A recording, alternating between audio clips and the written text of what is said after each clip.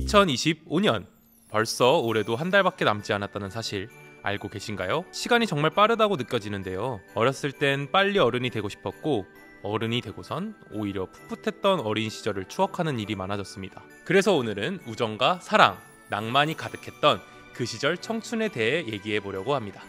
네, 안녕하세요. 영화를 기록하는 남자 국민일보의 임별 기자입니다. 네, 안녕하세요. 영화를 사랑하는 김민영입니다.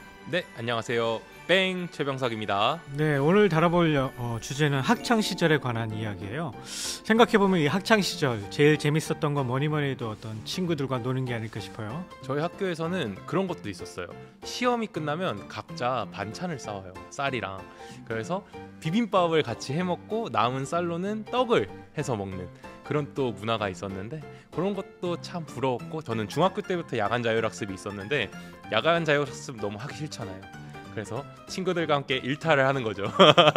바닷가로 가서 회 먹고 그러고 밤에 돌아와서 야자를 했던 척 이렇게 하는 그랬던 추억들이 정말 많이 기억에 남아요. 저는 일탈이라고 해서 생각나는 게 있는데, 제가 기숙사 생활을 했었을 때 진짜 각종 피자가 너무 먹고 싶은 거예요. 이제 창문으로 멀티탭이랑 옷 연결해가지고 피자를 받기 위해서 이렇게 줄로 내려서 받아서 먹었는데 진짜 너무 맛있었어요. 피자가 진짜.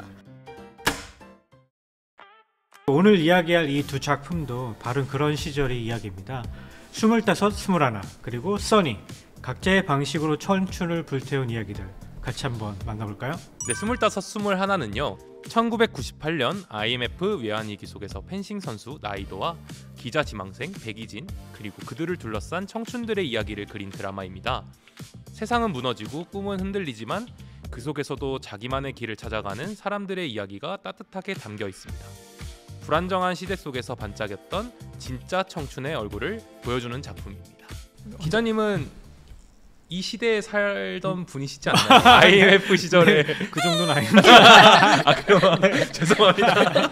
아닙니다. 하지만 뭐 IMF에 대한 기억은 저도 있어요. 어떻게 보면 정말 저희도 그 부모님께 아버님께서 그때 당시에 어떤 명예퇴직을 했던 그런 아픔이 있기 때문에 정말 생생하게 기억은, 제가 중학교 때였던 것 같아요. 중학교 고등학교로 한 시기였던 것 같은데, 정말 지금은 살아남는 게 목표다라는 생각을 할 정도로 정말 부모님뿐만 아니라 그때 당시 자녀들도 정말 어려웠던 시간이었던 것 같아요. 당시 시대상이 나오잖아요. 그래서 백이진의 아버지도 어떤 사업의 실패로 인해서 빚쟁이들에게 쫓기는 그런 신세가 됐고, 정말 한때 잘 나갔던 백이진도 소년 가장이 되는 그런 상황이 되는데, 그래서 백이진이 아빠와 통하면서 이런 말을 해요. 실패가 아니라 그냥 시련이에요. 아빠, 남들보다 너무 행복했던 대가요. 누렸던 행복의 이 정도 시련은 시시해요 라고 말을 하는데, 그 속에 어떤 백이진의 어떤 슬픔도 담겨 있지만 그걸 이겨내고자 하는 그런 위지도 담겨 있었던 것 같고요. 나이도도 그 IMF로 인해서 그 좋아하던 펜싱부가 해체되는 위기를 겪으면서 고유림 있는 학교로 오게 되지만 상황 때문에 어쩔 수 없이 꿈을 포기해야 되는 그 당시 청춘들에 대한 이야기를 그리고 있어서 정말 한번 그 부분도 챙겨보면 좋을 것 같아요. 저는 이 드라마를 보면서 사실 지금 현실도 되게 힘들다고 하잖아요. 뭐 M4 세대라고 하는 말도 있을 정도로 요즘 청년들이 정말 힘든 세상을 지내고 있는데, 사실 지금 청춘들이 근본적으로 하고 싶은 것들을 못하지는 않는 것 같아요.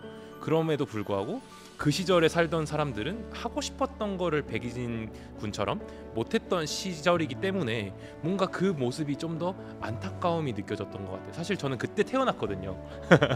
그때 태어난 사람으로서 그 시절을 잘 모르기 때문에 이 드라마를 보고 그때 정말 청년들이 정말 힘들었겠구나 라는 생각이 또 들었습니다. 저는 일단 이 나희도라는 캐릭터가 너무 매력적으로 다가와가지고, 일단 그 나희도가 내뱉는 말들이 다 너무 진짜 명대사잖아요. 친구들끼리 바닷가에 가서 이야기를 하잖아요. 이 여름을 사자, 우리가 주인이 되는 거잖아, 이렇게 말을 하는 대사가 있는데, 가진 것은 없는 불완전함을 깨버리는 정말 좀 근사한 말이지 않았나 그런 생각이 들었거든요. 그리고 또 나이도의 그 톤도 되게 저는 보세요. 나 뭐 약간 한이 같은 느낌처럼. 여기 VIP야. 여기 내가 쓴 돈이 얼만데 차를 기다려서 빌려가는 그런 손님 아니란 말이야. 그런 캐릭터도 정말 매력적이더라고요. 어떻게든 자기가 목표한 것을 성취해내려고 하는 그런 노력형 주인공이잖아요. 심지어는 자기가 일탈을 해서라도 문제를 일으켜서라도 뭔가 그걸 이뤄내려고 하는 그런 모습이 정말 매력적으로 다가왔고, 그의 반면에서 백이진 역할은 현실에 의해서 너무 빨리 어른이 된 그런 모습, 그런 인물이었기 때문에 그거에 대조돼서 조금 더 슬펐던, 감정이 이입됐던 것 같아요. 또 이 러브 스토리도 빠질 수 없죠. 이 백이진과 나이도의 그 러브 스토리도 정말 알콩달콩하면서도 되게 보통의 로맨스와는 조금 다른 결이 같은 것 같아요. 그 캐릭터도 신데렐라 같은 그런 캐릭터가 아니라 나이도라는 어떤 통통 튀는 정말 개성 넘치는 그런 캐릭터와 이 백이진이라는 멋있는 오빠, 그런 동네 오빠, 그런 모습을 너무 잘 그려내가지고 둘이 케미를 보는 그런 달달한 로맨스를 보는 재미도 있어요. 그 둘의 대사 중에 또 기억에 남는 게 이 나이도가 했던 말이 기억나는데, 근데 나이도가 이렇게 얘기를 해요. 나는 누구 생각을 제일 많이 하는지 알아? 너가 아니라 나다. 내 생각을 제일 많이 해. 누구를 좋아하는 일은 나에 대해서 제일 알게 되는 일이다 라는 말이 나와요. 그래서 되게 의미 있는 말 같더라고요. 누군가를 좋아하는 일이 나를 더 알게 되는 일이라는 이 나이도의 말이 되게 와닿더라고요. 저는 풀하우스를 제일 많이 생각하는 줄 알았는데 자기 자신이었군요. 그리고 저는 사실 이 드라마가 이제 해피엔딩으로 끝나지는 않는다고 생각을 해요. 저는 어쨌든 이 사랑이라는 측면 쪽에서 새드 엔딩이지 않나라고 생각을 하는데, 저는 새드 엔딩이나 이 시청자로 하여금 생각을 하게 만드는 결말을 되게 좋아해요. 근데 이 드라마도 그랬던 것 같아서 정말 더 다가왔는데, 근데 반면에 이 둘의 관계가 비극만은 아니고 서로가 이렇게 나란히 성장하게 된 그런 사랑이기 때문에 뭔가 더 기억에 남는 그런 열일견말 새드 엔딩이었던 것 같아요. 맞아요. 대사 중에 그 백이진이 나이도에게 하는 말이 있는데, 넌 항상 날 옳은 곳으로, 가장 좋은 곳으로 이끌어라고 말을 하는데요. 이 대사를 들으면서 우리도 살아가면서 하나님께서 우리를 올바른 길로 이끄시고 결국에는 가장 좋은 것을 주시잖아요. 그래서 그런 하나님의 사랑도 생각해 볼 수 있었고, 주변 사람들에게 좀 선한 영향력을 끼치며 살아가면 좋겠다 이렇게 생각하게 됐어요. 써니는요, 한때 써니라는 이름으로 똘똘 뭉쳐 다니던 1985년 당시 여고 친구들이 25년이라는 세월이 흘러 어른이 되어 다시 만나면서 잊고 있던 그 시절의 나를 찾아가는 이야기입니다. 칠공주 써니의 멤버였던 주인공 나미가 어른이 되어 옛 친구들을 찾아 나서며 써니 멤버였을 때의 이야기를 회상하는 액자식 구성으로 이루어져 있습니다.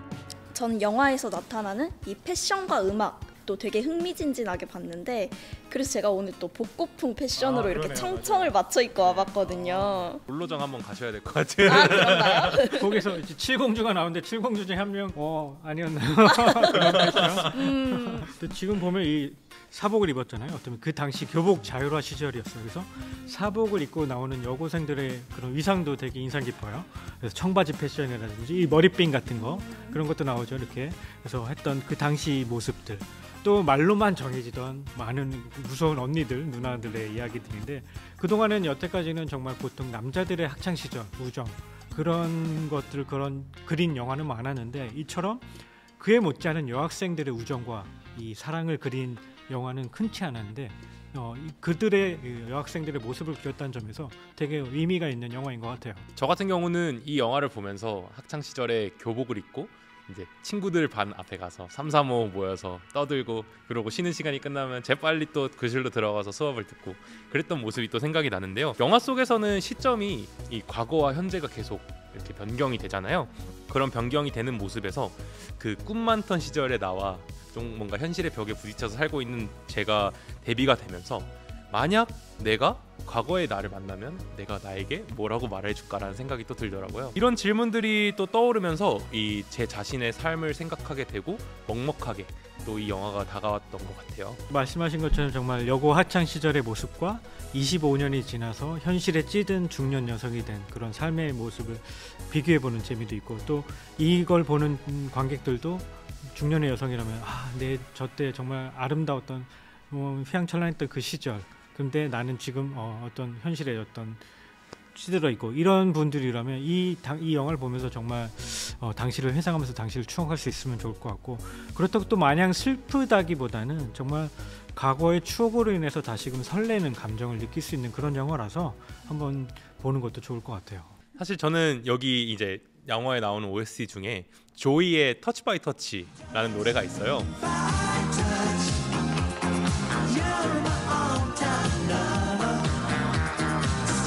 저희 엄마가 이제 이 노래를 들으시면서 엄마 세대 때 이 노래를 운동회나 학창 시절 장기자랑으로 정말 많이 했다고 하시는 거예요.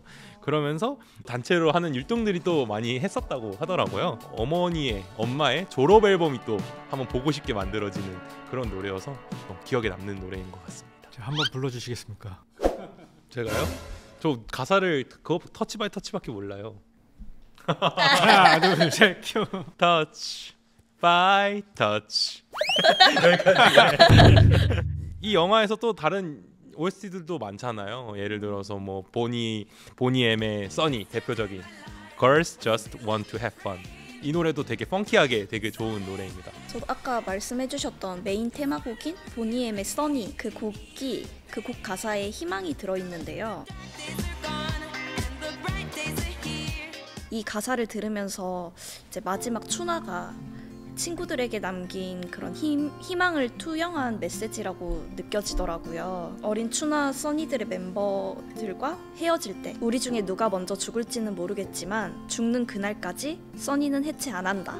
이런 말을 하면서 모두가 오열했던 장면이 있죠. 그리고 우리 다시 만날 거다.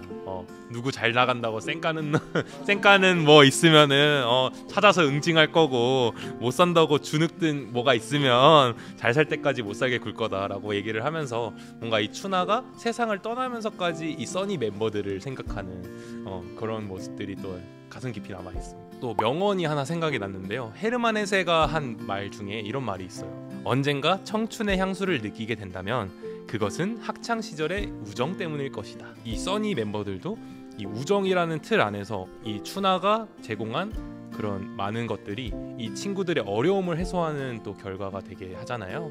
그런 모습들에서 진정한 우정, 우리 학창 시절의 우정 때문에 우리가 좀 더 청춘의 향수를 느끼게 될 수 있고 다시 과거를 돌아볼 수 있게 되고 그렇지 않은가라는 생각이 들게 했던 명언이었습니다.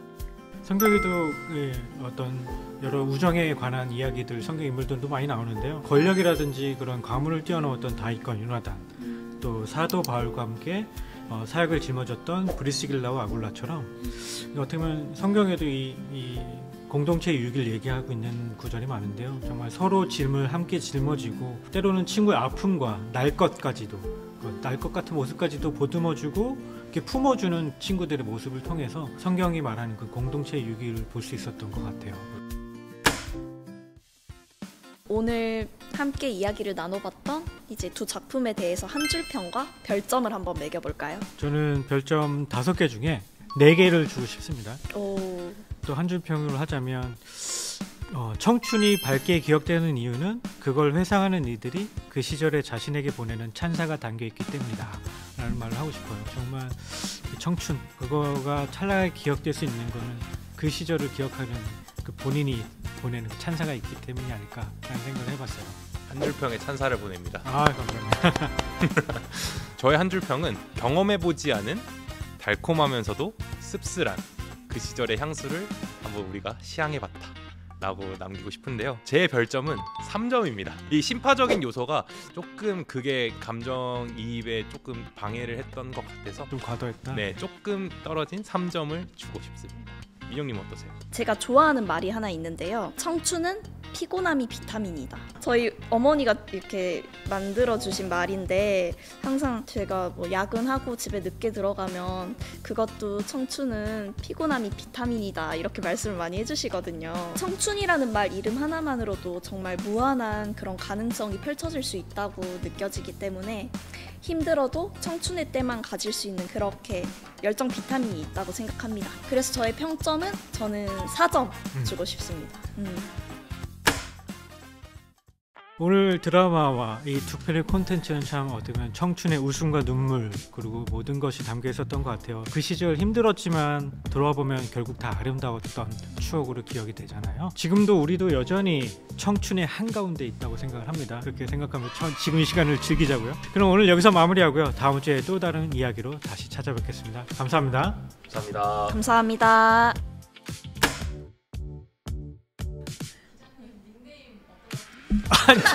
닉네임 뭐라고 기억이 안 나요. 뭐라 그러지? 그 벌써 30년 전이라서. 보혁짱짱 1, 2, 3님 아니셨죠? 아니요. 뭐 보탱이 막 이랬던 것 같아요.